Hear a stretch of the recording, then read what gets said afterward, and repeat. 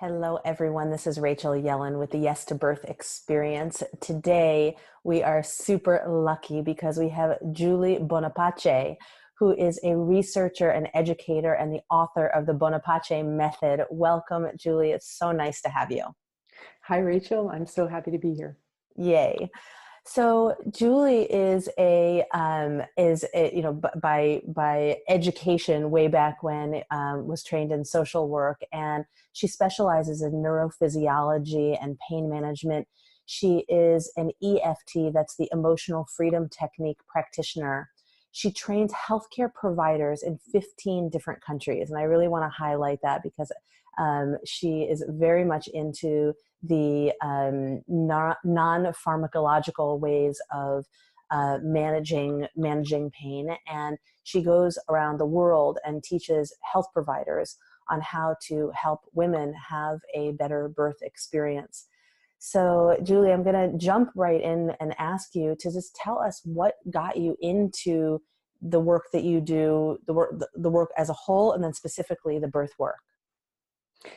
Well, I started all of this as a family mediator and negotiating divorces. When I asked parents why they were divorcing, we often came on the birth of a child. So because they experienced a lot of challenges following the birth, a lot of couples were separating.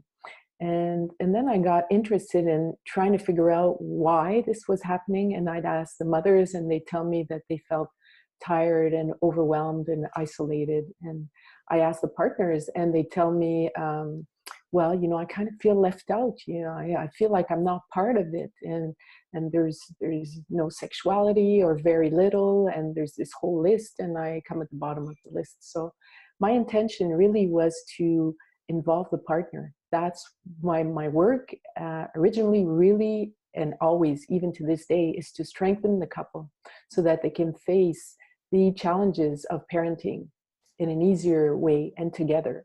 And so also the research that we have on this is that when partners are involved during pregnancy, they're involved during birth, and they're involved after birth.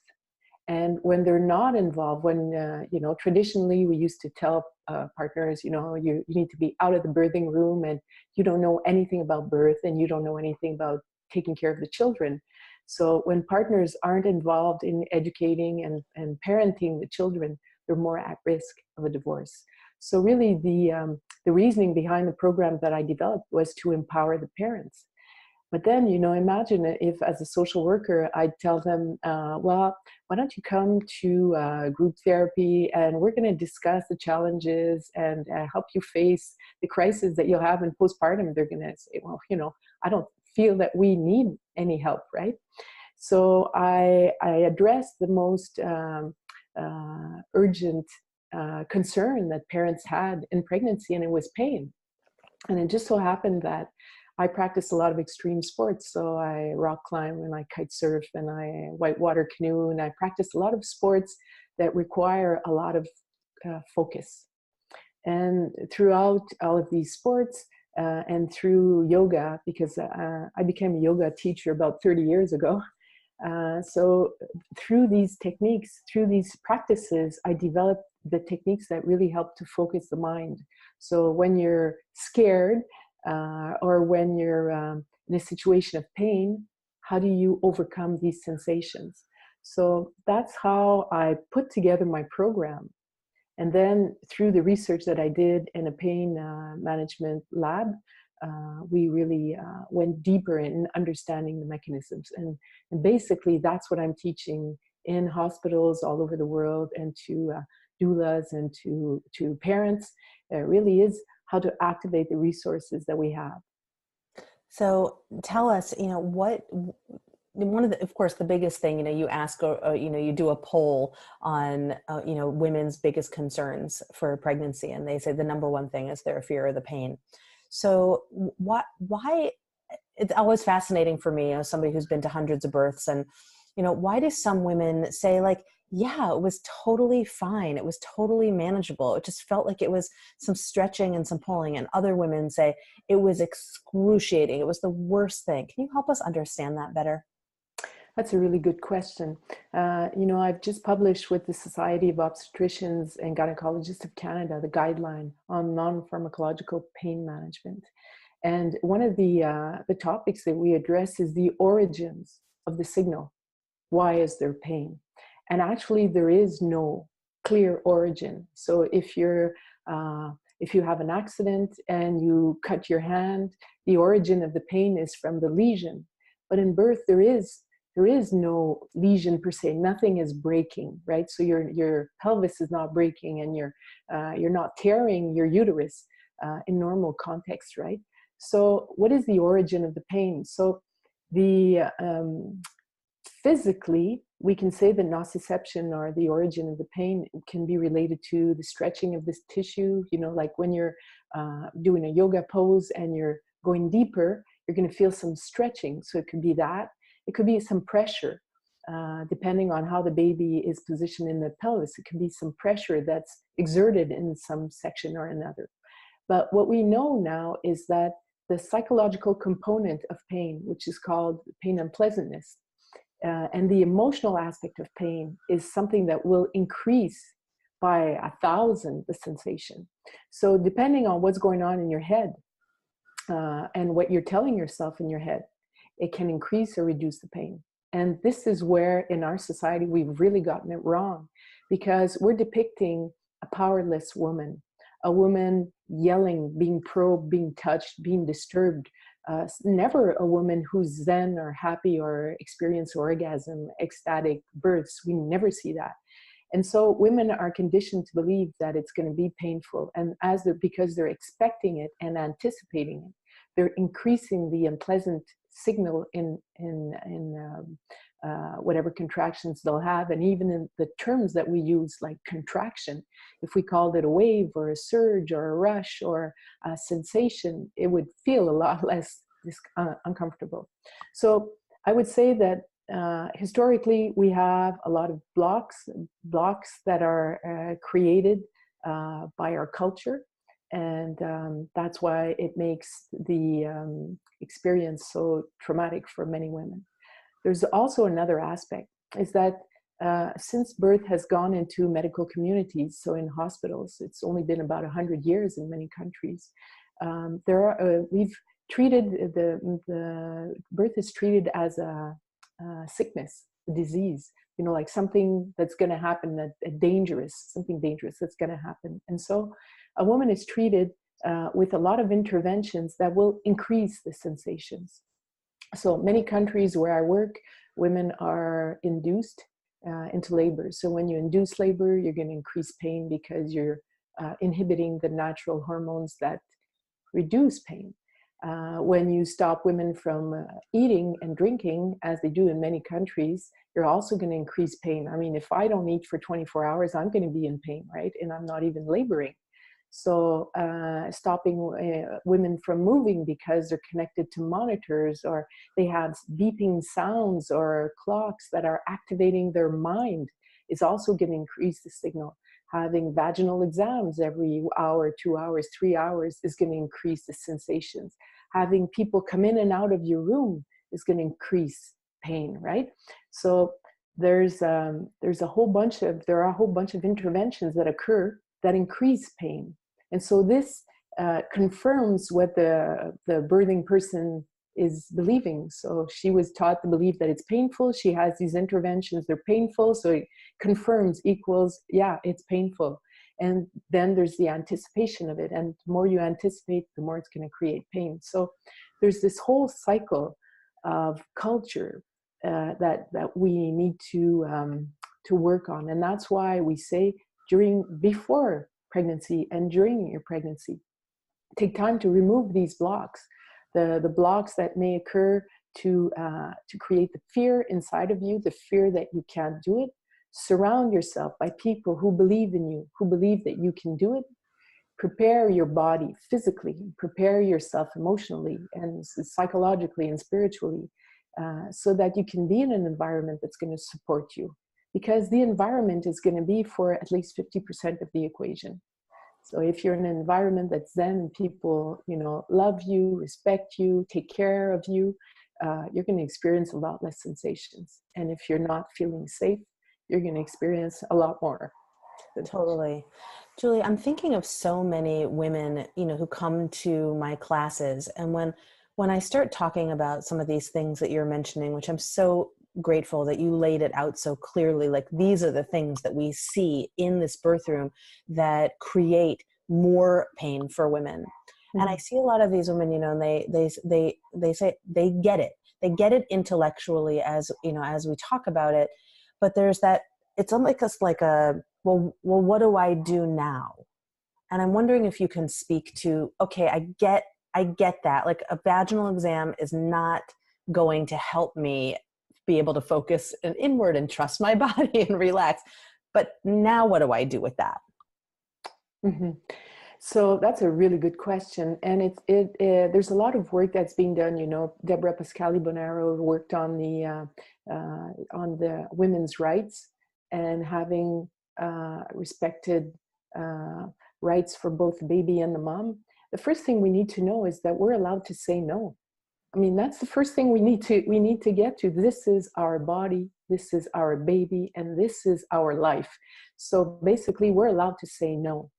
But it creates, if you're not in a good birthing environment, it creates a lot of tension, and you need to be open.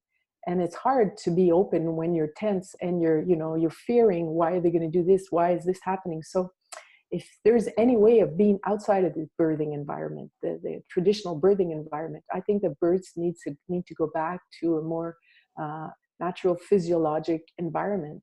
What I tell birthing parents, if you can't choose to be birthing at home or in a birthing home, then and you decide to go to the hospital, try to at least have a doula that will support you and your partner, and try to do as much laboring at home. Because once you're in the official site, you're going to be, it depends, but you're going to be confronted with a lot of interventions. And I think that definitely the more that we tell parents, if it's gone wrong, then we have to start doing we have to take legal measures. We need to do that because in many hospitals, they feel that when a woman comes in and she signs her admission to the hospital, that she's giving up all her rights, that she can't choose anything. And yet what I teach in hospitals is that every single intervention that we do to women should have a consent form. So consent that I'm inducing, consent that I'm giving an epidural, consent that, that women are aware of all the benefits, the risks, and the alternatives that exist when they have an intervention. So that's a way of reducing that medical, let's say, part of interventions. So let me just, sorry to jump in. One thing that really comes up for people as they're making choices about where to give birth is how do they say, well, I went for the hospital tour and the person, guiding the tour was so awesome.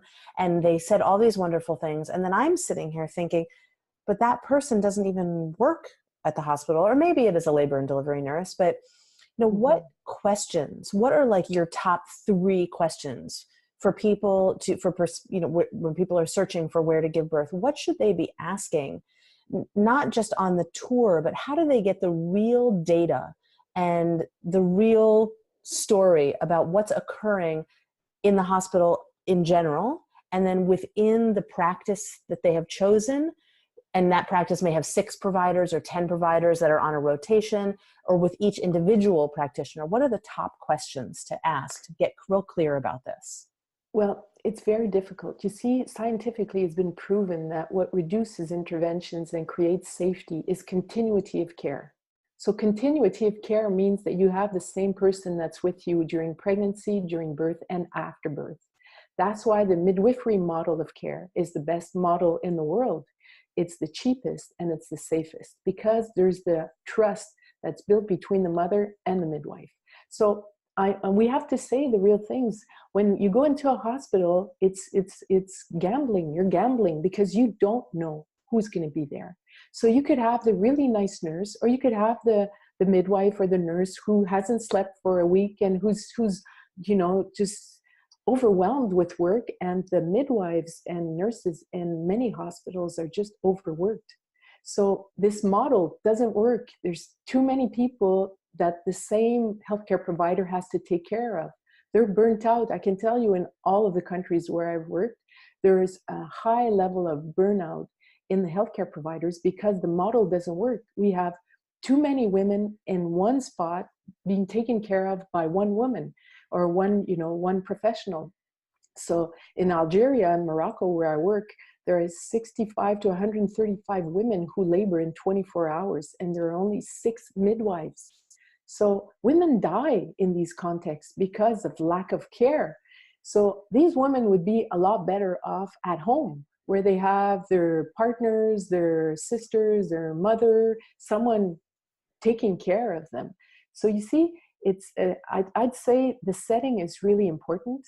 The other thing that you can do is question on, I always look at the rates per hospital, and this data has to be available everywhere.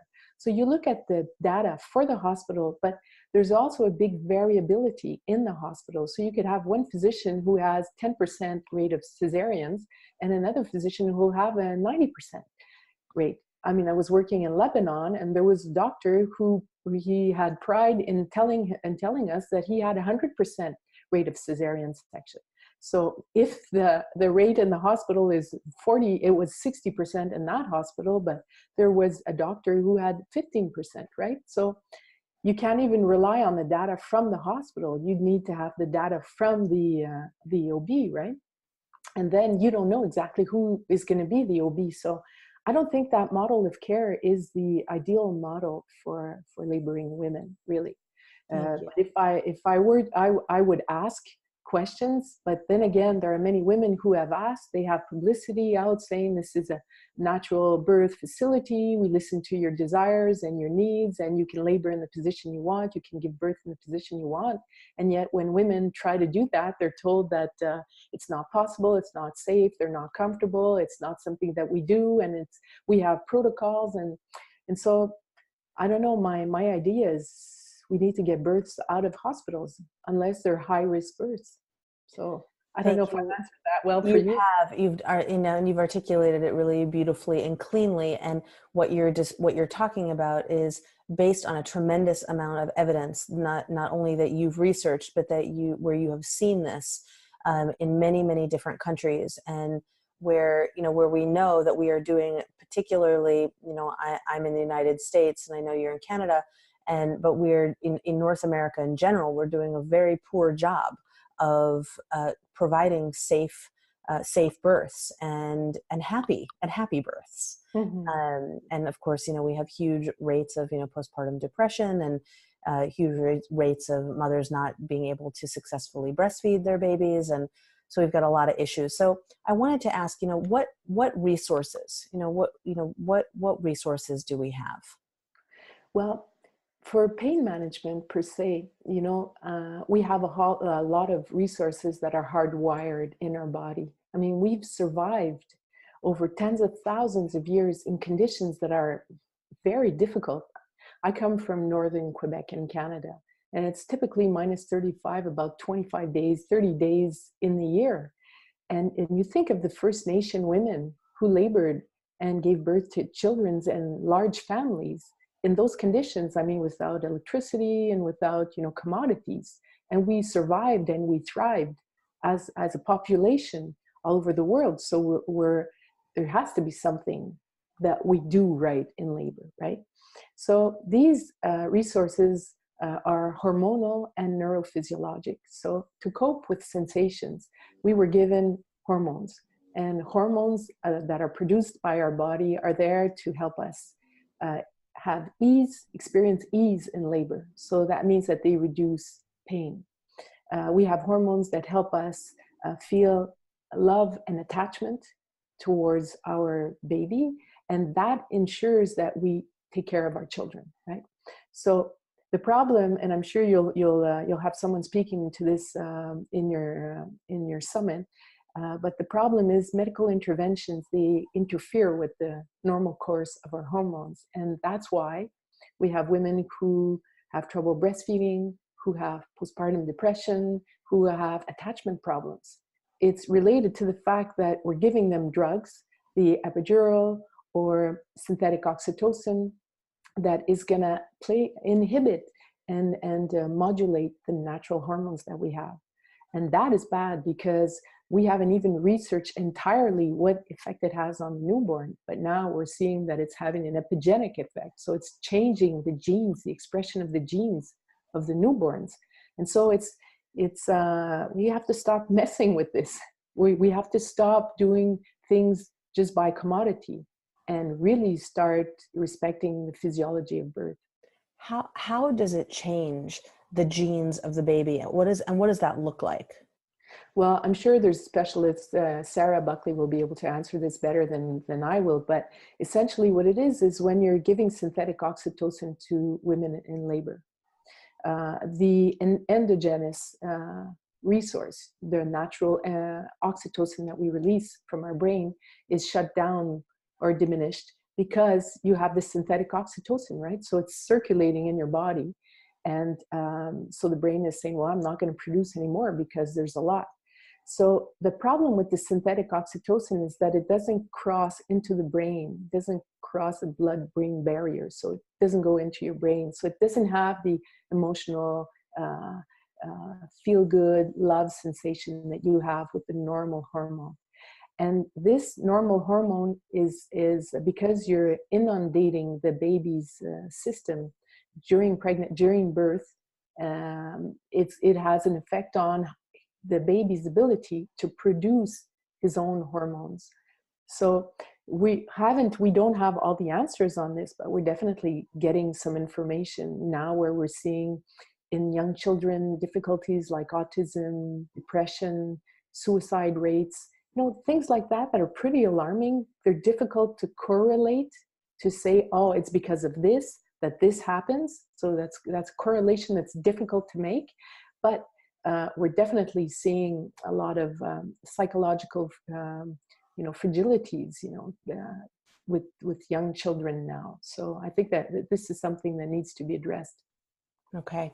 So is there any other pieces that you want to say in terms about these resources that we have before we move on to some of the techniques and the ways that we manage everything? Absolutely. So the other resource that we have, it's neurophysiologic. So you see, in any context of pain, let's say you have a knee injury. There are some resources. First of all, the knee injury, the pain that you'll be experiencing in your knee is there to tell you to do something. It's guiding you. It's saying, well, don't walk on your knee, do something about it, put some ice on it, do something, right? So it's pay attention. Pain is there to warn us, to tell us something's happening. Yet in childbirth, what is pain or sensations? Why are they there? First of all, they're there to tell us, go to a safe place.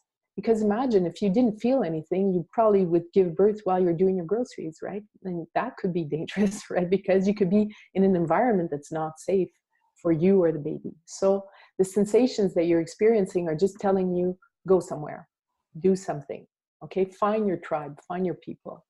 So the sensations that you have are also telling you how to move, what to do.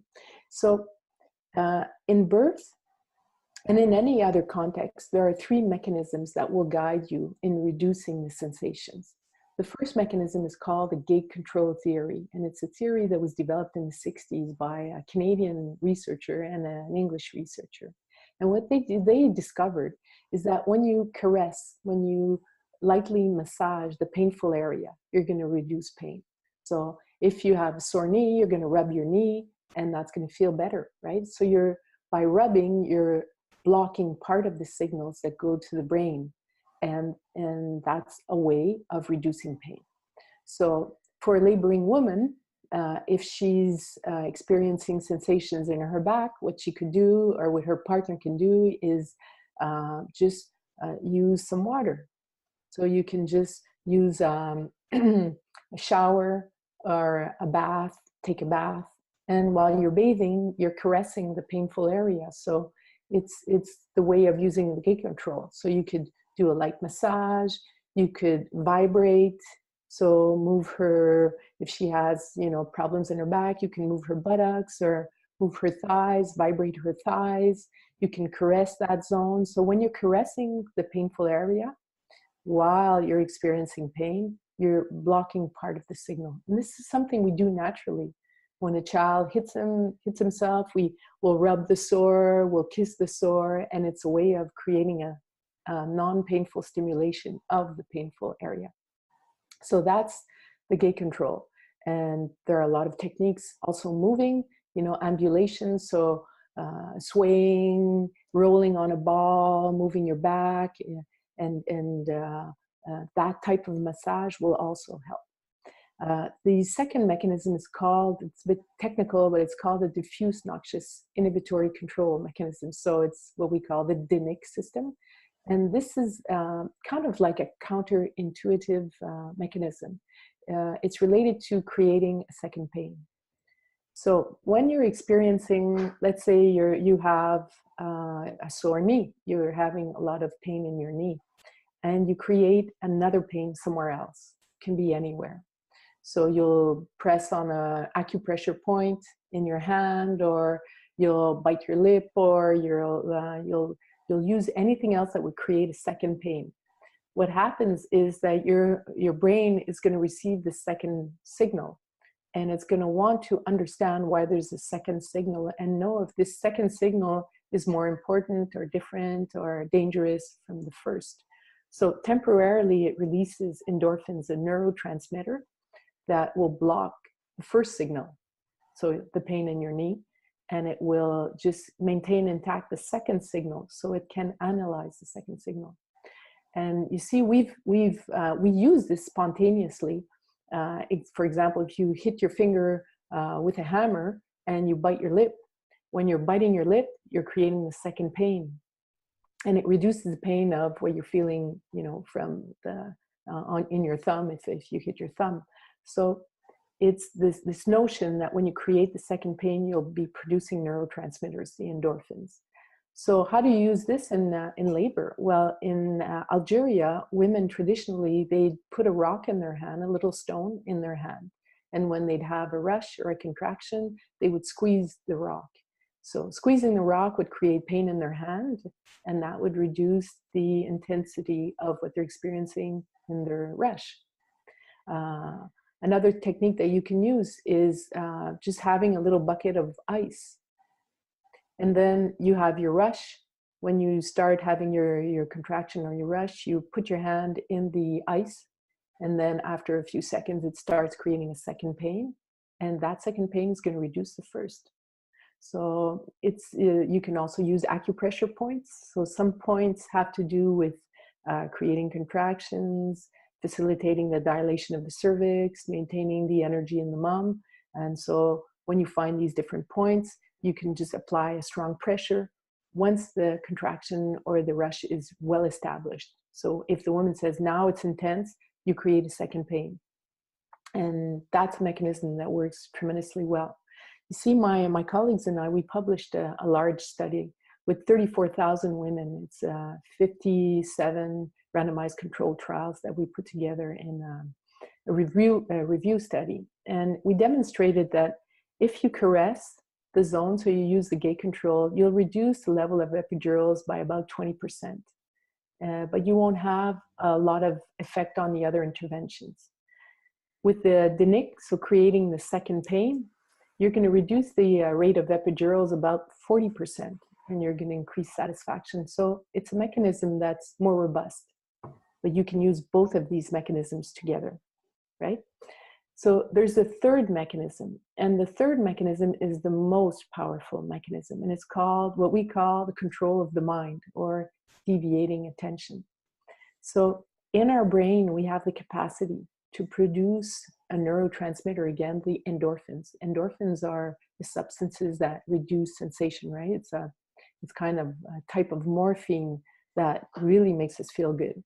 And mentally, we have the ability to produce this. It's just that we've kind of forgotten how to do it, but we can definitely produce this neurotransmitter. And what this mechanism is that when women feel safe, when they're in an environment where they feel that they're protected. They produce the neurotransmitter. And in this mechanism, every time that anything that has to do with your cognition, with your mind, will be part of this mechanism. So you were mentioning that in your approach, you use hypnosis or self-hypnosis. So self-hypnosis, relaxation, mindfulness, visualization, cognition, all of this is part of that mechanism. Breathing, it's everything that's focusing the attention. So depending on where you're focusing your attention. So if you're saying, I'm doing well, I'm opening, I'm letting go, I'm working with my baby, you're going to have less sensation. You're going to produce the hormones. You're going to produce the hormones and the neurotransmitters, the endorphins.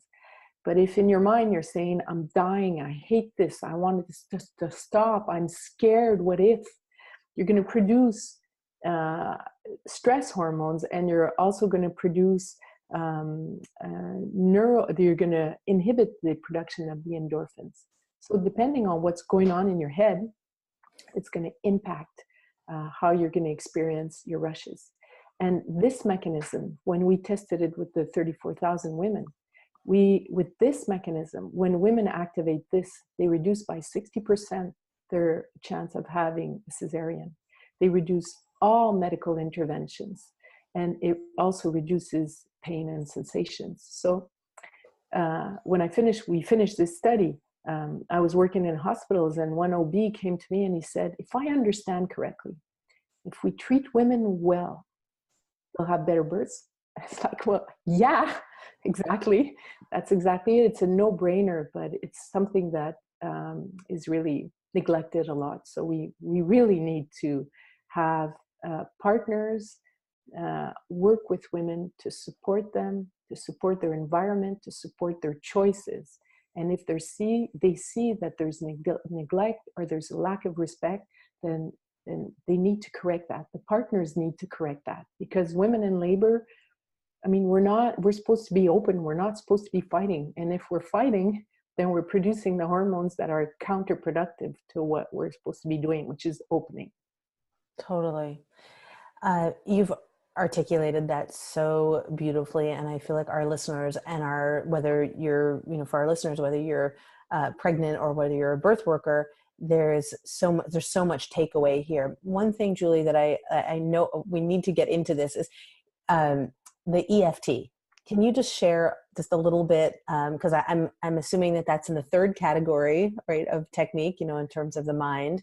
But can you just say what is EFT and a couple of examples of how to do that? Absolutely. There's an excellent website. It's called EFT Universe. There's also a part on childbirth there. I produced a video with Dawson Church, who's the founder of EFT Universe. And they can, if they want more details on how to use EFT during pregnancy and birth, they can go to that resource. So what emotional freedom technique, what that does is that typically in a context of stress, we produce cortisol. Cortisol is a hormone that affects our well-being. It also affects the course of labor because it's part of the stress hormones. So EFT is a way to eliminate stressors. It's a way to reduce the stress hormones that we're living. And there's this whole formula that can be used, but what I teach partners is to help women tap and talk. Because what happens if you're only going to be talking about the problem? I'm scared, I'm so scared, the baby's not descending, I'm tired, I don't want to do this, and you keep on repeating that message. You're hardwiring the message, and you're creating neural bundles. So you're increasing the facility with which this signal goes. So it goes from bad to worse to worse to worse, because the more you say it, the more you're going to increase that signal. So what you want to do is reduce the signal, because once you've reduced it, you're able to open up to other options. So tapping is based on talking and activating acupressure points. So why do we do talking and acupuncture together? Is because we realize that if we only do the talking, we're hardwiring it, and we're hardwiring the negative, which we don't want. But when we tap, a psychologist in the US in the 80s discovered that when you tap, you're activating the energetic system in your body.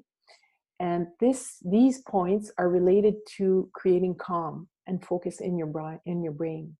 So you could just tap. You tap on a point. So this is a point that's on the side of the hand, and it's called a karate chop. You could just tap on this point. There's a whole other sequence that people can go in and find out more about, but you tap. So whenever you're in a very stressful situation, or if a woman is laboring and she's experiencing, anxiety, which is something that's extremely frequent during pregnancy and during labor. So it's to tap and talk. So I'm so scared. I'm really scared. I'm scared about this. This is disturbing me. I'm so annoyed, and just doing this is going to reduce the cortisol.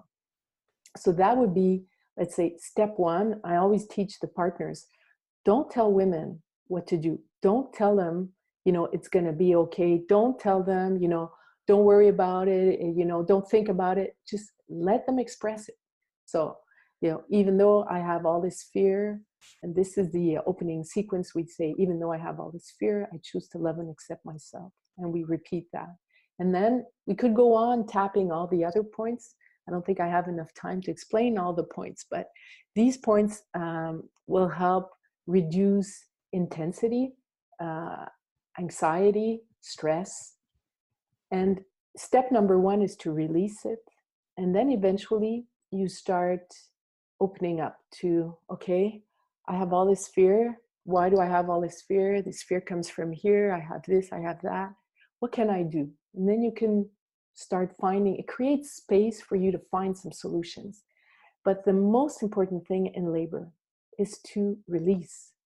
So you need to release the intensity of the emotions. I'm feeling overwhelmed. I'm not going to make it. I'm not going to make it. I'm not going to make it. So just release it. But don't just release it without tapping, because if you're just talking, you're going to hardwire it. So people could just tap like this and then talk. This is so incredibly useful, not just for somebody who's giving birth, but for people who are in the birthing room, who are birth providers, because the level of anxiety and fear that they experience is quite high, and they're often not able to address their own concerns because they're just on autopilot of having to get all these things done. And so this is a way that you can move and, be, doing the tapping simultaneously. So I really appreciate that teaching. There's also another thing that I'd like to share. It's very simple, and it's chanting a sound. So you see, typically in labor, this is the work environment for nurses, for doctors, for healthcare providers, and they come in, they come out, and sometimes the sacredness of the environment is forgotten. So by singing this sound, it creates a kind of like, oh, what's going on? It kind of feels like it's a mass, right? It's a ceremony. There's a ceremony that's going on. So I teach parents to sing the hue. It's a sound. So it's like hue, and it's spelled H-U. And this sound, first of all, it releases the diaphragms. So it makes that you create more space in the body for the baby, because your diaphragm, the breathing diaphragm, can raise and come down, and then can rise and come down, and then the diaphragm from the perineum comes up and down. So when you're singing it, it automatically all happens. But so I feel compelled to do it right now. Can we just do it together for a second? Yeah. Everybody who's listening, we can all do it together. So you just take a big breath in through your nose, and then just the HU sound. So we just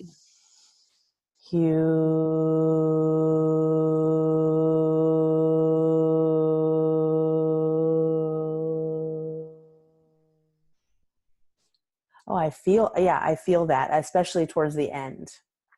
Exactly. So the diaphragms, they move. And when you tell women, oh, you need to move your diaphragms, they're like, oh, how do I do that? Yeah. So we just sing this sound. And it's also a way for the partner to see if the woman is, breathing, because when we're scared, what we do is we hold our breath. Right. And when you're holding your breath, you're creating a tense environment. So if you sing, you're releasing the diaphragms, you're also aligning, and you feel that, oh, I feel like all my energy is aligning. So this creates a feeling of calmness within, and it also creates an environment that's calmer. And when people come in and they hear that there's this sound, they're gonna like, oh, they're not gonna talk loud, they're gonna Mhm. kind of respect the sacred space that you've created. So I find that with the EFT and the singing the hue, it creates this more favorable environment Right. for the parents. Right. And also, as you know, with this, what I notice is that the hue sound, as I did it, of course, it's lengthening my exhalation tremendously, which activates the parasympathetic nervous system to say, oh, right, she's relaxed and she's safe in that lengthening of that long exhale. That's so awesome. Julia, I feel like I could talk to you forever. You've provided so much information for us. I really want to take a moment and ask you to direct people to your website and to share. You have a very generous, you have a lot of availability and generosity to offer our listeners. So if you can share where they can go to find you, to learn about the Bonapace method, to access the resources, and how can they reach you? So I've offered a 30-minute free consultation. So a consultation to discuss whatever challenge that you're experiencing in pregnancy, during birth, or after birth. So people can go to my website. It's bonapace.com and sign up Spell there. that for us, because I know you're half Italian, half Lebanese, and people may not know how to spell your last name. So it's Bonapace, so BONAPACE.com. Great. Great. So thank you so much for that generous offer. So appreciate that. To bring us home, when we were speaking yesterday, you were telling me that you were at a birth recently, and you'll share what you want to share about that. But it was such a powerful experience that I heard you say, and I'm wondering if you would be willing to share some of that with our listeners. Sure. My daughter just gave birth, and she authorized me to share this with everyone. So she just gave birth a couple of months ago, and she had a home birth. It's a first birth, and she was well prepared with her partner. And of course, she also teaches with me, so we're, aware of, and we've been teaching all of the comfort measures that exist. And there's one tool that's underused, and it's sexuality. So my daughter and her partner had trained in using these techniques, and the first non-pharmacological method that she used was an electric toothbrush. So during every rush, she masturbated using the toothbrush. So she used the vibrating side of a cheap $2 toothbrush. We actually had to change the batteries twice because she used it during the whole duration of her labor. That was about 24 hours. And so through every rush, she just ask have her hand out like this. Okay, I want my toothbrush. We give her toothbrush, and then she just have that on her clitoris. And throughout labor, it was like she was flowing and dancing and chanting and moving and swaying. And they also made love, and they had oral sex, and these are all things that you're like, oh my God, is that even possible? And I, as a parent, she invited me to participate. And of course, when it was time for us to leave, because they wanted to have intimacy, they just get us out of the room and did whatever they wanted to do and call us back when they needed us. So I think that the more that we can get back into the flow of this and understand that labor and delivery, and it shouldn't be called like that, but birthing our children is something so transformational. It can be an empowering, beautiful experience. And it's yes to birth, right? It's yes, we can do this.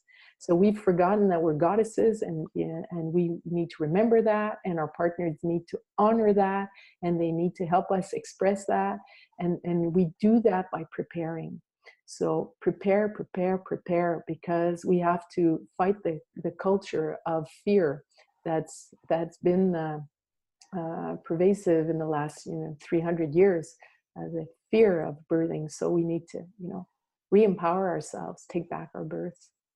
Thank you so much. And please extend our thank you to your daughter for being probably not just willing, but excited to have you share her experience. Because one of the things we know is that women are not sharing their positive experiences enough for fear of making other people feel badly. And so I'm so grateful that she was willing to have you share that.